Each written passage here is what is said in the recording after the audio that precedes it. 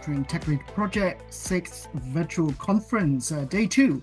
We have a very exciting panel, Panel 3, focusing on election observation, and a lot of very good and important research questions to be answered as well, including impacts, challenges, and perceptions.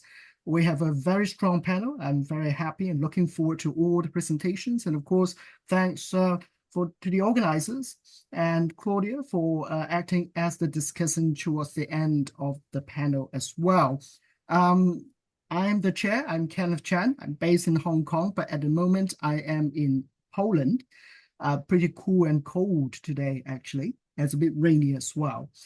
So without much ado, thank you so much again. And I would like to invite Dr. Meshach to present his paper on Uganda. Please go ahead, take it over. Thank you. Okay, good morning. For some, it's good afternoon. I'm Dr. Meshach Ampwera from Uganda, and I'm presenting a paper beyond the final report, the long shadow of observer missions on post-2026 Uganda elections. So I will start with the key argument of this paper. So the central argument is that, just a minute, the screen is, okay. The central argument of the paper is that, or the key argument of this paper is that the challenges or the conventional view that final reports represent the conclusion of observation missions instead of the consequential political life. So this implies that what we have been seeing as observation reports, they have largely been perceived as an ongoing process, not giving the real impact on what they should address or what they should tackle. So these reports, they have always evolved from technical assessments into active political instruments, shaping contestations and some of the challenges, diplomatic challenges, normative challenges, and some of other government challenges, or even sometimes international challenges, which in my view has been, or in the view of this paper, it has been something that has been not so concrete. So to make it very clear, so which means that the long shadow to that long shadow of election observation, it extends far beyond elections or the election day. So the impact is far-reaching beyond what we see, what happens on the election day, or some of the press statements, or some of the reports in the first week, or on the first day, or in the first month. But what happens after is the most important part of what this election observation, or international, or regional observation, or continental observation is all about. So my theoretical framework conceptualizes observer reports as contested objects operating across 3 interconnected spheres: domestic, diplomatic, and normative. In the domestic sphere, opposition parties and civil society deploy findings for mobilization and legal action, while governments develop management strategies. In the diplomatic sphere, reports shape bilateral relations and multilateral engagement. And within the realm of the normative sphere, or within the normative sphere, they institutionalize electoral standards and shape political or public discourse. And these spheres, of course, they do interact and reinforce one another. In terms of research methodology, I employed a qualitative design based on documentary analysis, and the primary sources include the African Union, COMESA, or what we know as Common Market for Eastern and Southern Africa, the Intergovernmental Authority on Development, preliminary statements and final reports for 2026, of course, looking at Uganda, and then also the East African Community Observation Mission reports. In terms of secondary sources, they did encompass academic scholarship, institutional documents, media coverage, and civil society reports. And it was analyzed thematically, of course, by identifying patterns across the data, tracing how observer findings are mobilized and contested and translated into political action over time. The 2026 Ugandan context, I'm selecting this Uganda Uganda's 2026 elections because, first of all, it was very sensitive. Uganda has had many elections since 1980. But of course, this case specifically, it provides an illuminating case study where we find President Museveni secured re-election with 71.65% of the vote, while the leading opposition leader, Bobi Wine, received 24.72%, with turnout around 52.5%. International observer missions documented significant concerns, such as internet shutdown, infringing on freedom of expression, and even playing field in access to state resources and media. Then, and also, of course, looking at an even playing field in the access to state resources. I've mentioned that security force, the conduct of security force, involving intimidation and arbitrary arrests, constitutional violations regarding military involvement, and weak campaign finance regulation. So these findings have become so central to post-election contestation in the context of Uganda. Looking at the domestic impact, so opposition parties and civil society have incorporated observer findings into their political discourse. So the reports provide external validation to external validation for claims that would otherwise be dismissed as partisan complaints, offer a framework for articulating grievances in terms of internationally recognized standards, and provide evidential support for legal challenges. The government has developed sophisticated responses combining acknowledgement of procedure concerns with substantive rebuttal of fundamental criticisms and engaging in selective adoption of recommendations that align with existing priorities. In the diplomatic sphere, observer reports shape bilateral relations and development assistance. The wording of reports, how reports are worded, is of great significance.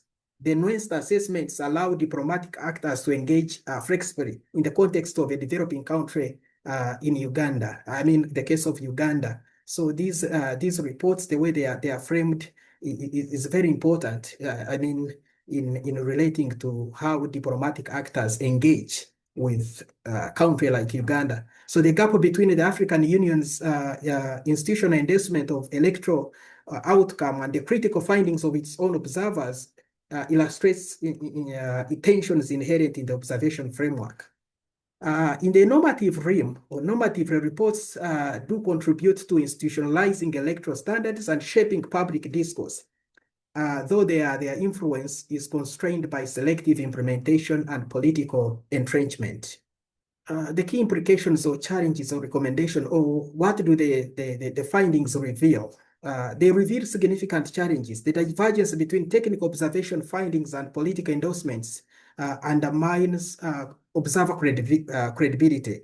The government's capacity for selective adoption limits normative influence without systematic post-report follow-up. Recommendations often remain unimplemented. Therefore, I recommend more, in this paper, I recommend more systematic follow-up mechanisms, increasing transparency in institutional responses, strengthening implementation strategies, and addressing the divergence between observation findings and political endorsements. So in conclusion, the long shadow for observer missions represents a significant but under-examined dimension of electoral governance. The most important political life of observer reports starts only after publication. So after publication, that's when we see the real significance. In this paper, I show that is where we see the real significance of observation missions, how domestically, normatively, and then from the diplomatic aspect, what is the impact and how they are interpreted by the government, by the civil society, by international actors or development partners. So it happens after the publication of these final reports. That is when the real process starts. So for scholars and practitioners and advocates, Understanding how these findings are mobilized over time is very important to ensuring observer missions contribute not only to election assessment, but also to democratic consolidation and accountability. Thank you. I welcome your questions. Thank you so much for your precious time. Thank you so much indeed for a very precise and concise presentation, Dr. Meshach. We'll have the discussion and Q&A after all the presentations are completed. In the meantime, I invite participants, if you'd like to put your question down using the chat box, please do so as well. Without much ado, if I may proceed to the second paper by Ana Santano, looking at the case of Brazil. So Ana, please, the floor is yours. Thank you. Thank you so much. Thank you, everybody, for sharing this moment with us to discuss so important topics here. Well, the paper focuses on main problem here in Brazil because we are kind of young in electoral observation exercise from civil society, and also in the public sphere because the electoral authority in Brazil didn't recognize it properly since 2020. So after 3 elections with observation missions, we could share some impressions after 3 recommendation reports, and it would be possible to analyze its impact towards institutions and also towards the system as a whole. Well, great. The main point of this research was, do recommendations from national observation missions actually change the Brazilian electoral governance? Maybe you know, maybe you don't, but the Brazilian system is well recognized to have high levels of governance. And I understand that in the last 2 elections, it was not exactly like this because there were many public speeches attacking this electoral governance, and this type of speeches came from some political forces, but technically talking, Brazilian system works. But well, as you can imagine, it's not perfect, and we would like to analyze a little bit more with detail how national observation missions could help the system to be improved even more. Well, the core puzzle was that Brazil has expanded national election observation since 2020. It was the first election that we could organize and execute a national observation missions. And since this report, we saw a lot of changes in our system. That's why, because it was the first time that the electoral authority received some external points of view to improve their own work. And it worked a lot for the 2022 elections. It was a very, very critical elections for us. Well, the main claim of this research was that the recommendations have greater implementation potential when they are specific, technically detailed, and address it to institutions with clear competence over the issue. And this is very important to us because, as you know, electoral observation missions sometimes are very complex. They are broad, they are long. In our case, we have 4 months of mission. And after all of this work, we would like to see our work being coming true, or helping the system, or including helping to increase the public trust in the system. This is a very, very important point here. Well, for our sample, I can say this, the quantitative documentary analysis, we focused on 98 recommendations of all the reports that we could find publicly, not only the Transparência Eleitoral Brasil, our organization, which I am the general director right now, but the all others missions that we could access the reports. So our main sample was 98 recommendations, and this was, we could analyze all the stuff, and we made first classification, and this classification had 4 topics, like type of recommendations, the theme of recommendations, the technical depth of recommendations, and institutional acceptance rate. That this was the main point for us.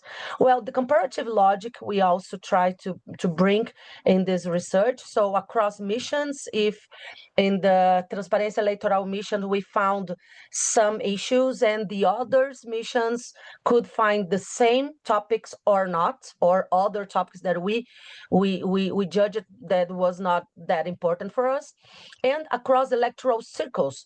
And this is very important because if the theme repeats in each electoral circle, it means that the electoral authority or the related institution, the competent institution, are not putting efforts to solve the topic or to improve the topic, or even to watch out a little bit the recommendation that we did, and the problem remains. So the strategic aim also was analyzed here in the sample to identify predictors of recommendation success. So we try also in this research to bring a formula that could improve or at least increase the possibility to make the recommendations be done by the institutions. So the most recommendations that we found in our sample was most procedural rather than legislative. And this is a good news in our opinion, because when you need strong reforms, legislative reforms, it costs much more in political matters and institutional matters and so on.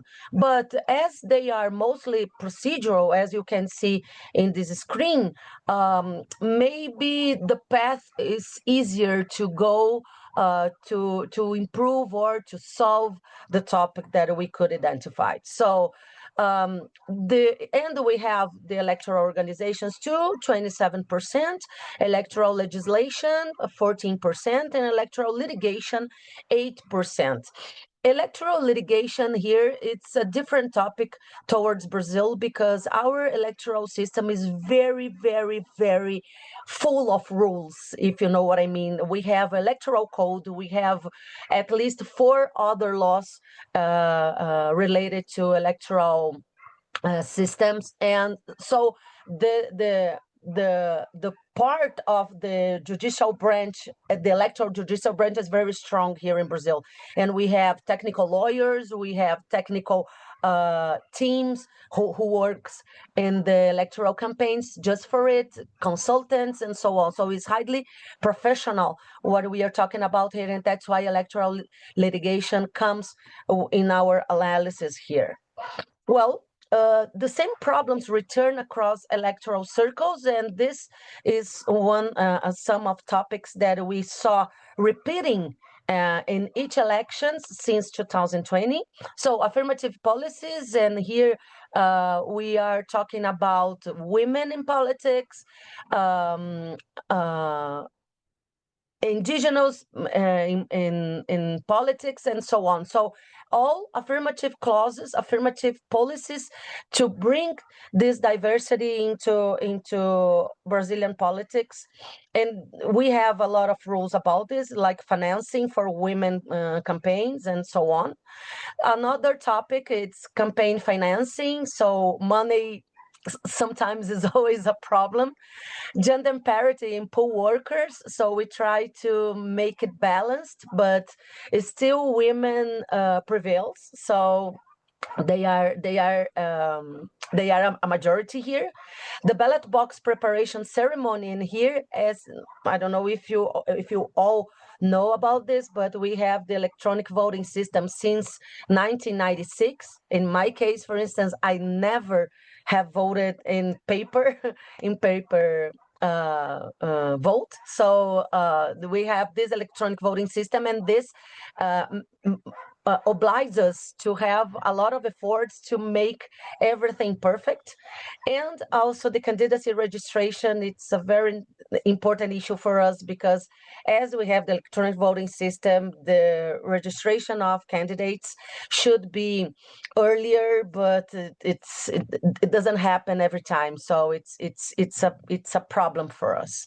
So many missions, many national electoral observation missions have the same topics in their reports, and mainly about these topics, and that's why it's an important finding, because they are a set of problems that are not solving themselves by the institutions. And here we try to understand why some recommendations were accepted and why not others.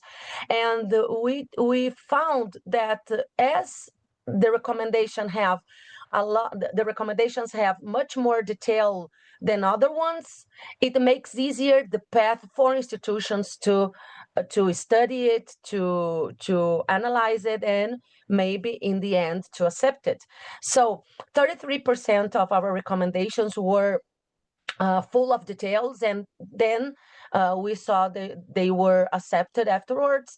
So we think that this is part of success of the recommendation. So if you get if you get to bring much more details for the institutions, this is like okay, tell me what I need to do, and I will see if I can get it. So we think it would be a very positive to have recommendations full of details. But sometimes this is not possible, including because of political issues. For us as missions, we have to measure what kind of words and details we could put into the institution. So to help them, including. So this is very important thing for the missions.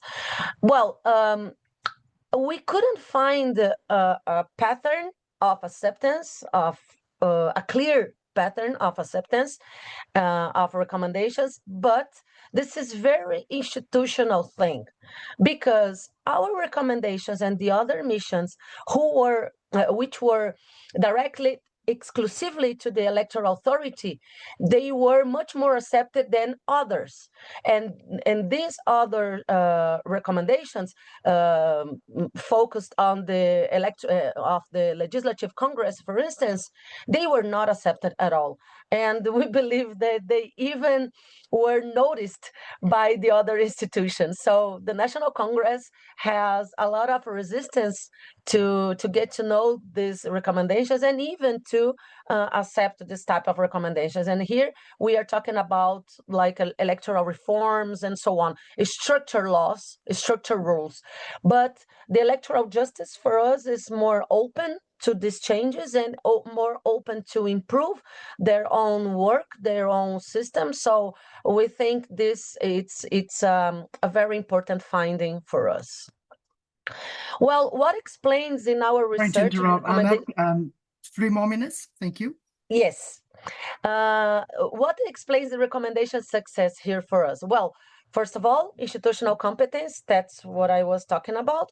The level of details. The political cost is also an important topic here to have consideration, and normative precedents, because when a recommendation is aligned with some existing legal or institutional pathway, it gets more easy to make it happen.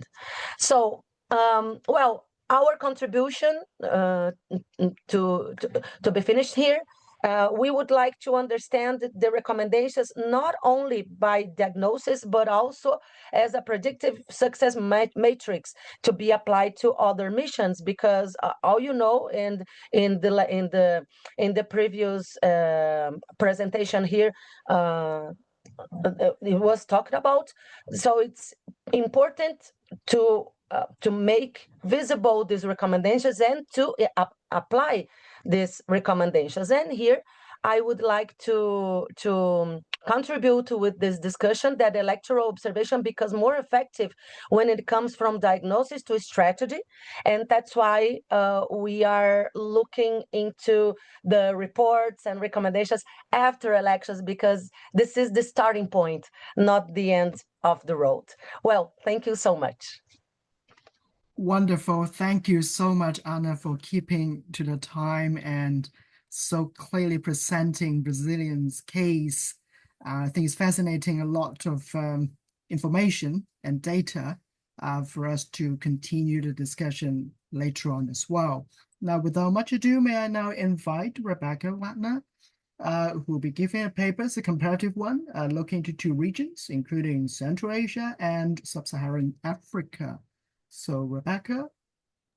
Okay, yes, thank you very much. So yeah, I'm very happy to present this paper, which is maybe a bit more theoretical than the other 2 papers, and I'm very much looking forward to get some also feedback, because I regard this paper more still as an idea in development than that is a kind of a wholly well-finished project so far. But about what I'm talking about, scrutinizing citizen election observation, and I'm particularly looking at effects that let me see, that on the one hand, the democracy retreat that we see from donors, particularly the USAID, have, and the shrinking civic space that is happening on domestic level.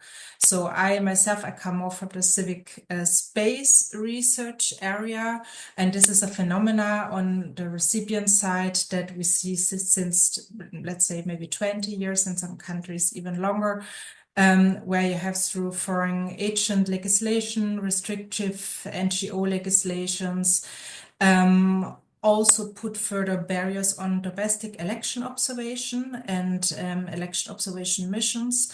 So election observers are directly targeted as well by domestic shrinking civic spaces, as well as as they are impacted by the overall tendencies that are observable on domestic level. So what can this mean? That, for example, observation is made more difficult, but then also that through foreign agent legislation, foreign funding is restricted. And we see some recent cases, such as in Uganda, where also the chair of the GND-EM network was detailed and put before the election into detention.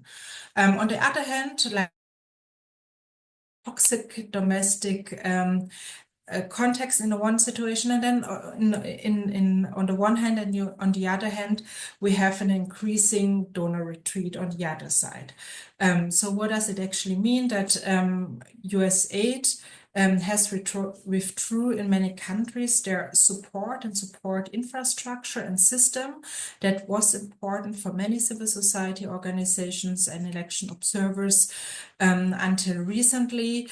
And moreover, not only the US is in retreat of its democracy aid, but also many Western donors, such as also Germany and the UK as such. Or the European Union. And this decline somehow should have an impact on domestic level.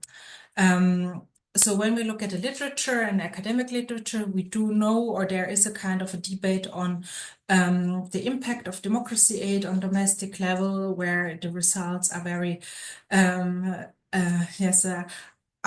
like manifolded. On the one hand, some scholars do see that there is an impact of democracy aid programs. On the other hand, some see that it is more complex. We also have some research that actually says once on the domestic level a restrictive NGO legislation is adopted, that donors respond to this domestic context by a further retreat of bilateral aid, making the circumstances for domestic civil society organizations more complex. And then also on the shrinking civic space literature, we do know a lot about the phenomena of shrinking civic space, about the causes, about the consequences of it. Yet citizen election observation is is in research still. It deserves much more attention.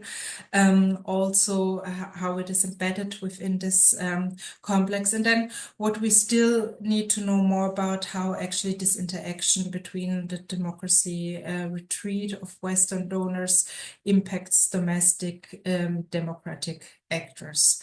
What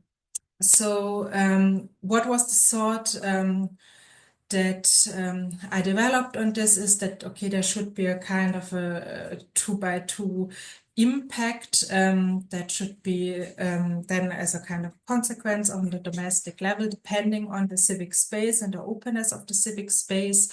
That is the one dimension, and then on the donor support on the other dimension. So what does it mean? Like either we have a civic space, and this is measured according to Civicus, that is kind of narrowed, obstructed, or more repressed civic space. And then on the other dimension, we have donor support that is either continuous, is sustained, or there is a significant retreat in donor support. And what does it mean? So there are 4 possible outcomes on domestic level. The one is kind of the normal scenario, the institutionalization or also professionalization. This is the kind of square one or cell one, where it's kind of the optimal or the normal conditions for domestic election observation to take place. Then we have a second condition or second cell that combines a repressed civic environment and a continuous donor support.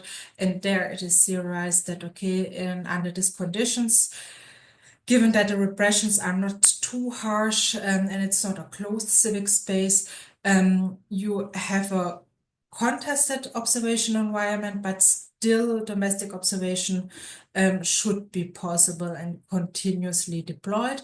And then you have the 2 cases that I'm also started to look at, is what happens actually when you have a donor retreat under the 2 different circumstances. On the one hand, when there is a kind of an open civic space, but then a retreat of the donors, you should have adaptation and maybe some alternative mechanisms that take place at domestic level. That observation is still possible. And this is the kind of adaptation, maybe erosion, depending on how the domestic circumstances are. And then you have the final or the third, the 4th cell, that is the organizational breakdown, that are conditions when there is a repressed civic space and donors retreat out of the country, so that domestic election observation do not find really any possibilities of how to continue their observation missions. And this paper theorizes that both conditions are important. And I'm looking at 2 cases and comparing them for now, but this is also something I'm very much looking forward to feedback, whether I should contrast it then with some further cases. So the one is Armenia, and the second one is Kyrgyzstan. I will explain it a bit further in a second. The question is, what are the combined effects of shrinking civic space and donor retreat of citizen election observation? How did I do it? With a comparative qualitative case study analysis and a case selection that assumes that there are still some kind of, or where some competitive elections and a strong civil society or citizen election observation presence before, and that there's a varying degree of the openness of the civic space according to Civicus. And then we have these 2 different case studies that are compared. And so far I worked mainly with primary and secondary literature analysis and data sources. So if we look at the 2 cases, Armenia and Kyrgyzstan, so Armenia is classified as a hybrid regime. Kyrgyzstan by now is a consolidated autocracy. Armenia has a narrowed civic space. Kyrgyzstan is repressed by now. You see that in both cases there was a retreat of Western donors and also of the USAID. Which is the main focus of this study. So both should have some changes and impact as regards to USAID retreat. In the case of Armenia, you see that there was a successful adaptation to these changing circumstances. And in the case of Kyrgyzstan, for the moment, we see a radar collapse of the domestic election observation scene. So just to outline it briefly, the case of Armenia, you had actually quite some worrisome remarks as regards to the impact or the potential impact of the USAID retreat, where they said, okay, that this citizen engagement election observation should hit quite a lot because there's a high also dependency on the support of USAID and USAID programs, and this will make domestic election observation capacities and the mobilization should weaken them. You have a quite complex domestic election or electoral context at the moment in Armenia that is shaped by various events. That is on the one hand the post-revolution context, the pandemic, but then also the post-war shock and context that reshaped significantly the current electoral environment as regards to the political security and geopolitical situation. You do have a contested electoral environment and competitive environment. Citizen election observation is quite established and professionalized in Armenia. So far, it took place mainly over umbrella organizations and initiatives, joint initiatives over the last years that together conducted domestic election observation missions, but you also saw that there were some attacks on the observers, that there were some challenges also to the civic space. There were some fake observers, but then also reputational attacks against observation organizations and also some members of these organizations. What was the outcome so far from the retreat of the USAID is that actually the main alliances, Akantas and the Independent Observer Alliances, were able to find alternative funding. And during the last elections, during the June 2026 parliamentary elections, they appear to not have lost any of their capacity so far in conducting meaningful domestic election observation missions. In contrast, and this is this is the second case, the case of Kyrgyzstan, where you also had as a precondition and contested and kind of politically competitive environment until kind of recently, and until recently I mean more or less the 2020 elections and the takeover of Chaparev into government, because since then an autocratization process, a heavy autocratization process is taking place. You did have also in Kyrgyzstan a quite manifold and vivid domestic election observation scene that over nearly 3 decades were conducting at all elections observation missions. But on the parallel, you also had a civic space that was contested since the early 2000s with various or manifold attempts to restrict NGOs or civil society in the country. Most of them were not successful until recently, the 2024 foreign agent law that got implemented, and that actually contains a heavy restriction on the civic environment. You had, apart from the USAID, also other donors withdrawing from the country. And what is the kind of preliminary outcome or the current situation? That actually the domestic election observation scene is silenced. There were no domestic independent observers in the last 2025 parliamentary elections, and also other kind of media outlets, for example, CLOP, who also conducted during the 2020 elections domestic observation activities were silenced down. You Sorry see to also interrupt, Rebecca. A couple more minutes, okay? Yes, thank you. That's perfect. You see also from the behavior of civil society activists that they say, okay, this fight is actually not worth it at the moment. It's more about their survival and their physical kind of well-being, and that any kind of protests or activities that are conducting is too risky, and they maybe have to maintain this situation for a couple of years. So what are the implications? You do see that there are some combined effects of it, that maybe it's neither nor, that it is explaining the capacities of domestic election observation missions, but then also what has to be taken into consideration is the geopolitical situation that might explain some of the enhanced capacities versus not. For example, in the case of Armenia, also due to the post-war context and the geopolitical interests of the European Union, that they stepped into providing alternative funding, but it is not a case in Kyrgyzstan that donors do not speak, where donors do not speak up anymore or cannot speak up anymore for an enabling civic environment. And at the end, this is also kind of the three pillars that are important.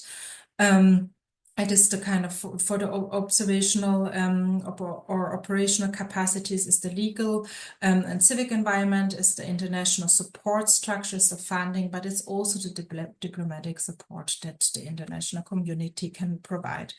So what is still up is also whether this is going to be compared to other cases, such as with Uganda and Tanzania. And also, I think it would be interested to see the long-term sustainability or the long-term effects of the donor withdrawal in the countries on domestic election observation. And yeah, I think that's it from my side for now. Thank you very much. Thank you very, very much, Rebecca. Fantastic, brilliant. We have now, last but not least, a paper on the partisanship conditional effect of Western election observers on African citizens' electoral legitimacy perceptions by Rekai Rusinga. Rekai? Okay, thank you. So I'm Rekai Rusinga. I'm originally from Zimbabwe, and at the moment I'm a PhD candidate in the political science department at the University of California, Davis. My presentation is based on a study that I have already done. It's a complete study, and the study focuses on the effect of Western election observer groups on the perceptions of adult Africans relating to the freeness and fairness of their elections. So, in terms of the theory, there is an influential literature which suggests that Western election observer groups are more credible than non-Western election observer groups. So the non-Western election observer group category includes other international election observer groups that are not from the West, regional election observer groups. In the case of Africa, that would include the AU, for instance, or SADC in Southern Africa, ECOWAS, also in Africa. And the reasons advanced for that argument include primarily methodological rigor, to say these Western election observer groups employ a more rigorous methodology, and therefore they have the capacity to dictate electoral fraud. But they are also argued to be more professional and politically neutral, and therefore they are more willing to expose electoral fraud. So for those reasons, it's argued that they are more credible than non-Western election observer groups. But there are some recent studies that have found evidence of more support for non-Western election observer groups in Africa. So there's one study by Bush and Prather, it focuses on Tunisia. And there is also an important finding that they made, which is that in terms of the reports produced by election observer groups, positive and negative reports, they had effects that were in the direction that they expected or they hypothesized. But then they also made a finding that there was evidence of heterogeneous effects based on partisanship. So where the negative reports. So negative reports caused the main losing partisans to perceive an election which was largely clean as significantly less credible, while positive reports failed to improve perceptions of credibility. So my argument basically is that this partisanship is underemphasized in the literature. So I base my argument on that to say Western election observer groups are going to have effects that are going to be conditional on partisanship. And I'm talking about effects on the perceptions of electoral freeness and fairness of adult Africans. So in terms of the actual mechanisms that are expected to, or through which election observer groups are expected to have an effect. So it's the mere presence. By just being there, they deter and dictate electoral fraud. Through their reports, they expose that fraud. So they pose that threat that they will expose the fraud. So I hypothesize that on average, this is based on the literature, the first hypothesis. On average, African citizens will perceive elections where Western election observers are present is more free and fair than those where they are absent. A literature-informed hypothesis. And then my own hypothesis is that the effects of Western election observer groups on perceptions is going to be smaller for ruling party supporters than non-ruling party supporters. In terms of the design and the data that I use, so this is observational data analysis. For the independent variable, I use a variable from the NELDA dataset. So national elections across democracy and autocracy. They have a variable that indicates the presence or absence of Western election observers at elections that were held around the world, but I'm interested in elections that were held in Africa. The dependent variable is the respondents' ratings of the freeness and fairness of the last national elections in each country that is included in my sample. And this is based on Afrobarometer surveys, which are conducted in Africa, 9 rounds of surveys from 1999 to 2020. Then I have over 40 countries in the sample, 164 elections that I look at, over 300,000 respondents, and I use multi-level or hierarchical linear modeling. So this is just to give you a sense, I don't know if you can clearly see this, a sense of the variation that exists. So if you look at those countries, you can see on the horizontal axis there, the election years, and then the perceived election freeness and fairness, the perceptions of freeness and fairness elections on the y-axis. So there's variation depending on whether Western election observers were present or were absent in those elections. In terms of the results, what do I find? So looking at the full sample, overall, on average, Western election observers have no effect or discernible effect, at least in this sample, on perceptions of election freeness and fairness. And this holds regardless of whether their reports are negative or positive. So if you look at the coefficients in the table, I think you can clearly see that none is statistically significant.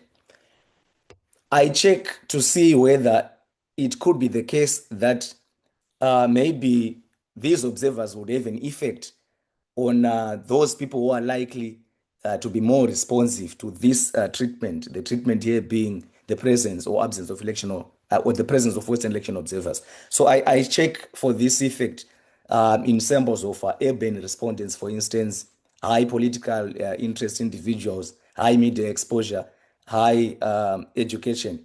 So yeah, high school education and above. Again, the key takeaway, if you look at this table, you see the now finding. So the now finding basically holds even in samples of those individuals who would expect to be influenced more by Western election observer groups. So then my second hypothesis about the heterogeneous effects based on partisanship or conditional partisanship, this is what I find. So if you look at that marginal effects plot, you see that the effect there is basically a null effect for ruling party supporters. But for non-ruling party supporters, you see there's an effect there. So no effect on ruling party supporters, but a positive effect on non-ruling party supporters. So then I conclude that on average, Western election observers have no effect on the perceptions of election fairness and fairness, at least in this sample of African countries that I analyzed. And the effect of these Western election observers is actually conditional on partisanship. So that's the end of my presentation. Thank you so much for listening. Looking forward to the feedback. Wonderful. Thank you very, very much indeed, Rekai. And thank you also all paper presenters for sticking to the time. We're doing exceedingly well. Plenty of time left for Claudia to join us now with her comments and responses to the papers. Over to you, Claudia. Thank you. Thank you so much, Kenneth Chan.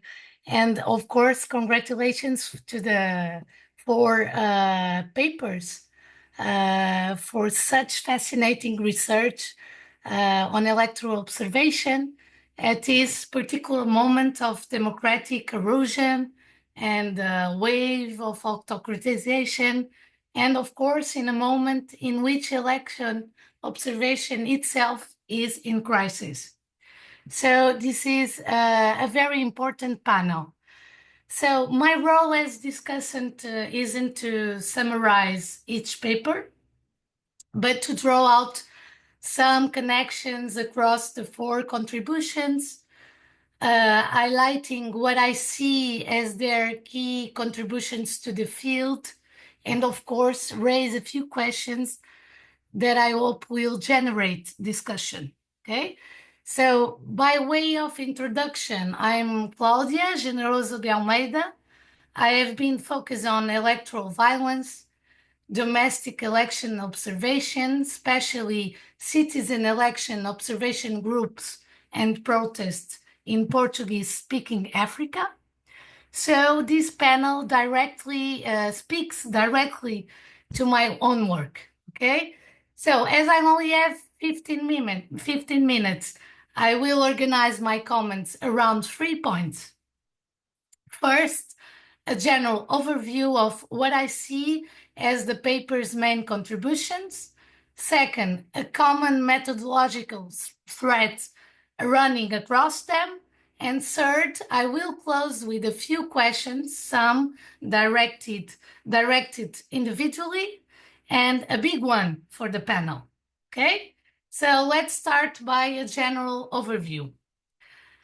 The 4 papers presented, and I read the 5 ones, but we only have 4 papers right now. So collectively, I would say they redefined our understanding of election observation by moving beyond the event-centered view, and because they shift the focus toward the temporal afterlife of reports, the institutional receptivity of observers' recommendation, the partisan filters through which citizens perceive electoral observers, and of course, the structural survival of domestic election observation under financial and political strain, okay? So, regarding the first paper, Dr. Koshaba Long Shadow Framework, I think is a very important contribution to the field by conceptualizing reports as contested objects. The paper demonstrates that the publication of a report is not an end, but a beginning of a political struggle where findings are instrumentalized both by the opposition and the ruling party or the government. Then we have Santano that provides a much needed empirical look at what happens to a recommendation. And of course, it is very, very interesting that a detailed, technically focused recommendation aimed at judicial bodies have a much higher implementation rate than those requiring legislative action. And this, of course, suggests that the impact of observation is often limited by the political cost of the requested reforms. And then we have also the paper by Wagner that addresses the supply side of observation, and our toxic cocktail framework also explains how the simultaneous withdrawal of donor funding and the tightening of civic space can lead to organizational collapse. Okay? And this paper warns that the resilience of observers is not just a matter of ill will, but of financial and legal and political ecosystems. Okay, and then of course we have Rusinga's work that I see as a necessary reality check for the perceived, like universal authority of Western observers. And of course, his findings that Western observers primarily influence the perception of non-political party supporters, while leaving ruling party supporters more like indifferent or maybe hostile, highlights, of course, the credibility that is conditioned by partisanship. Okay. Then, of course, we have common methodological threads. You have all authors move away from normative assumptions to analyze the instrumental use of observation. We have a very important aspect which has to do with the domestic environment. So the context dependency of election observation is very important. We also have a shared concern regarding how to turn technical findings into actual reform in terms of electoral integrity, electoral governance. And then together, I think these papers suggest that the future of election observation lies in strategic adaptation. And I think this is very important. Then let me just move forward to the questions that I have. So regarding the Dr. Koshaba paper, I think the key argument is very important. But then my first question is if you have considered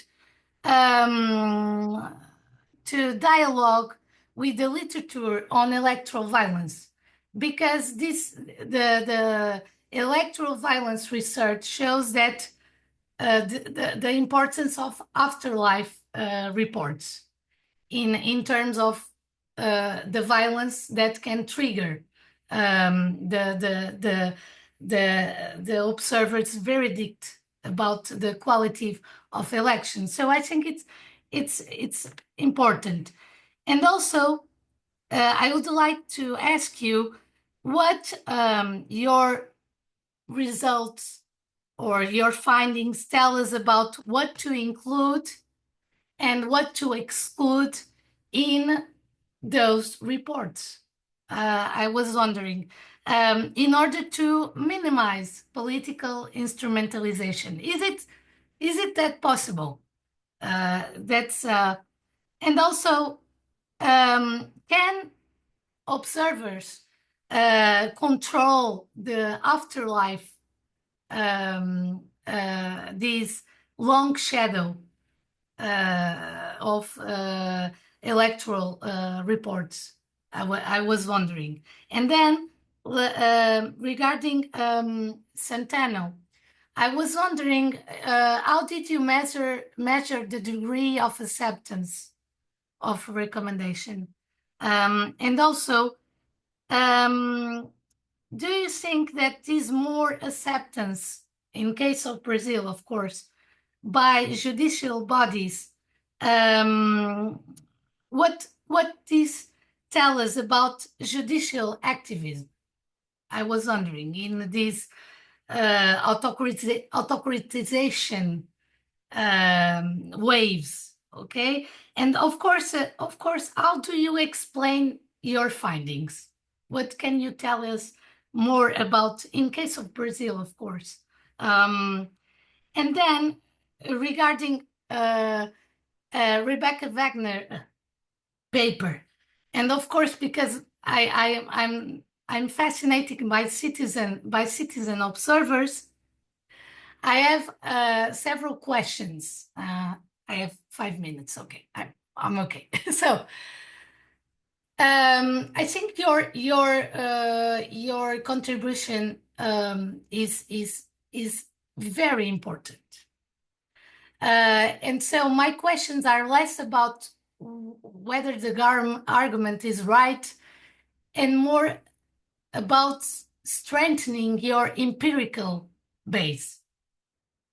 So, especially finishing the sub-Saharan African cases, clarifying the civic space measure, and being more explicit about how process tracing adjudicates between, I would say, competing casual stories.